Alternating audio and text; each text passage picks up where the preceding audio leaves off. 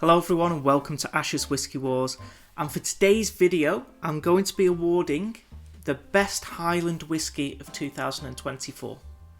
Fortunately we have quite a few whiskies to choose from in this region this year. The rule of the awards this year is going to be they have to have been reviewed this year. And to be honest, I've only really bought one bad whisky this year from the Highland region. I've got a couple of decents, I've got a couple of really goods, and then I've got one that really did blow me away. Now just before we get into it guys, if you would be so kind as to click the like button, please share the video, but most importantly if you haven't already, please do click that subscribe button. Hopefully we can hit 1,200 subscribers for the end of the year. That would be nice to celebrate at Christmas, so fingers crossed we can do that. I hope you're all having a Merry Christmas so far, and let's get stuck into some Highland whiskies. So first off, I'll just quickly touch on two that I really didn't enjoy. I'm not going to talk too much about them, this is an award video, so just to mention what I have tried this year. First up, the highly acclaimed and renowned now Ardnamurchan. It's the entry one, it's the AD, bottled at 46.8%. I just really didn't get on with the whisky, so I know everyone seems to like it. I didn't, so anyway, moving on. A peated Arnock. It's the peated and sherried cask Arnock. I didn't enjoy this whisky because there was a strong vinegar note in the whisky, and I have my next pick which I actually preferred to this one, so that's the reason these two are not in the running for Highland Whisky of 2024. So the one I did prefer was going to be the Glendronach Traditionally Peated. Now this whisky has been aged in Oloroso PX and also port casks. So I really do feel like that port cask has had a really nice effect on the whisky. The peat isn't too strong either. It just adds a nice tobacco leaf, raw natural tobacco leaf to the flavour of the whisky. And it's bottled at 48% ABV. Another whisky that was good, but there's better that I've had this year, was the Oban Little Bay. Sea salt and oranges. It was nice and coastal, a good flavour profile, but nothing mind-blowing. And recently, I've just picked up in the sales, because I wanted to give the Arnock another shout, another chance at glory. I got an unpeated Arnock, and that is the standard 12-year-old. I've seen a lot of praise for this whisky online, so I thought I'll go for the 12-year-old. It was a decent price at £28. And if you want to know more about this whisky, do check out my neck pour when it does come out. So if you haven't already, do make sure you've clicked that subscribe button and you'll see this review when it comes out. I much preferred this one to the peated sherry cask, but it is not my pick for the Highland region of 2024. We have a whisky here that's come in second place. I really like this whisky. Now it is a travel retail whisky, but you can buy it outside of travel retail. And that is the Deanston 10 Bordeaux red wine cask. Non-chill filtered, finished in Bordeaux red wine casks, bottled at 46.3% ABV. This whisky is a fantastic Christmas dram. Just believe me on that, it is a great one for Christmas. Lots of rich red fruits, but also some nice baking spices that really does suit that festive period of the year. I was really impressed with that Deanston, but it is not the winner this year. Now the winner this year is the only whisky that I don't have in front of me, so I'm going to save this video and post it when I have that bottle in my hands very soon. And that whisky is Cut Transfer. Hello everyone, my whisky for 2024 for the Highland region is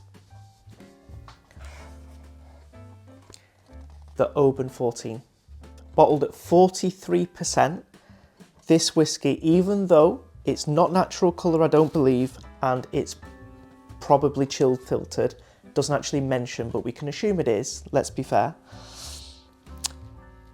this whiskey has just blown me away. It really has. Now I think it's potentially a little bit of a divisive whiskey, I should say. For me, I really, really like it. It's the first time I've got any sort of medicinal notes from a Highland whiskey, but it still retains that DNA of a Highland whiskey, but it adds so much more to the whiskey, and that really did excite me and intrigue me and give me something new, but whilst also really enjoying the liquid inside. Now, the only problem I have with this whiskey is the price of the whiskey. In the UK, it's around £70, maybe £75, but if you're in the German market, this whiskey is just a bit under €50, which is almost £40. So you're getting a good 40% off if you're in the German market. But when it hits an offer in the German market, I mean, that is an absolute steal when it hits an offer.